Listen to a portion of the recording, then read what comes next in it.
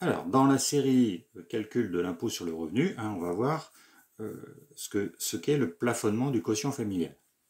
Alors, quand on calcule le montant de l'impôt, on va rajouter des demi-parts ou des parts supplémentaires en fonction de notre situation. Soit on a des enfants, une personne à charge, diverses situations permettent de rajouter des parts et des demi-parts.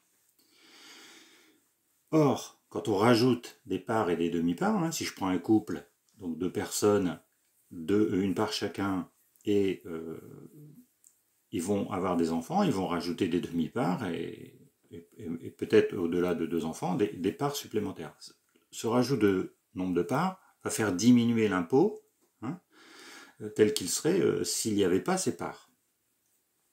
Or, cette diminution est plafonnée. Donc, il faut faire attention. Donc, on fait le calcul avec les demi-parts supplémentaires, mais il faut faire attention que le montant gagné ne soit pas supérieur à un plafond.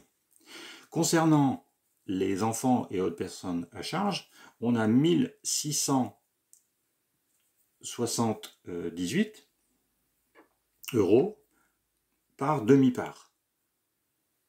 Ça, c'est le plafonnement. On ne peut pas dépasser 1678 € de gain par demi-part.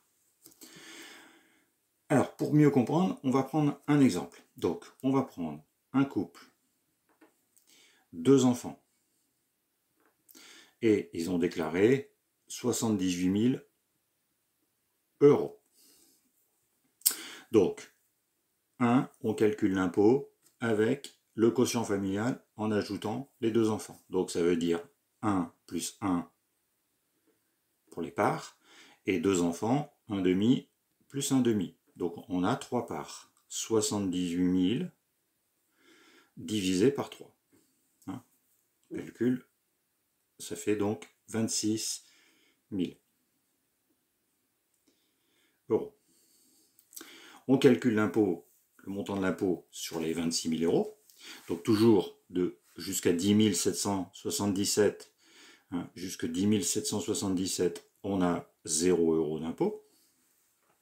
Jusque 27 478, au-delà de 10 777, on a 11%. Or ici, on n'a pas la tranche complète, puisque donc on ne va pas au-delà des 11%. Et ici, il nous reste 15 223 €. Plus les 15 223 plus les 10 777, ça fait bien les 26 000. Et on applique un taux de 11%. Donc on multiplie par 0,11. Et on obtient 1674 €. Voilà. Ensuite, 3 parts, on reprend le 1674 x 3 et on arrive à 5022 €. Donc ça, c'est le montant de l'impôt. En considérant, dans le quotient familial, les demi-parts d'ici des enfants. Maintenant, on reprend la même chose, mais sans le calcul des demi-parts. Donc 78 000 divisé par 2, puisqu'on enlève les demi-parts. Donc une part complète, il nous reste deux parts. 39 000. On recommence le calcul de l'impôt. Donc jusque 10 777 €, 0 €. Ensuite, on a 39 000, donc on dépasse les 27 000, on a la tranche complète 16 700 fois les 11%, ce qui fait 1837. Et sur le reste, puisqu'on va aller, on ne va pas dépasser, on ne va pas au-delà de la troisième tranche, il nous reste 11 523 fois 30%. Puisque si on calcule 11 523 plus 16 700 plus 10 777, on revient bien sur les 39 000. Et on obtient 3 456. Chaque fois, j'arrondis à l'unité inférieure.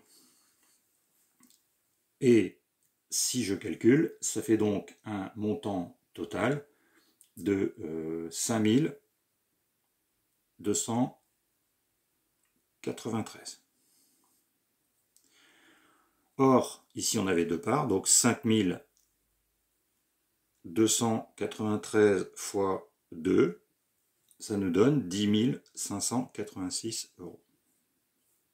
Et là, on a l'impôt sans les demi-parts. Maintenant, on prend la différence entre les deux. Donc, on va prendre la différence entre le 10 586 moins le 5022 €. Et on obtient un 5564 €. Ça veut dire que cette famille, avec ses demi-parts supplémentaires, a un gain d'impôt de 5564. Or, si on prend, donc ici c'est 1678 € par demi-part, donc ici on a deux demi-parts. Si on prend 1678 fois 2, ça nous donne 3356. Voilà. Ça veut donc dire que cette famille ne devrait pas avoir un gain avec ses demi-parts supérieur à 3356. Or, là, elle gagne, elle a un gain de 5564. Donc, dans ce cas-là, on va prendre le gain qu'elle pourrait avoir maximum et on va reprendre donc l'impôt qu'elle paierait sans les demi-parts, 10 586, moins 2 fois les 1678, puisque ici c'est inférieur. Et donc on obtient 7230.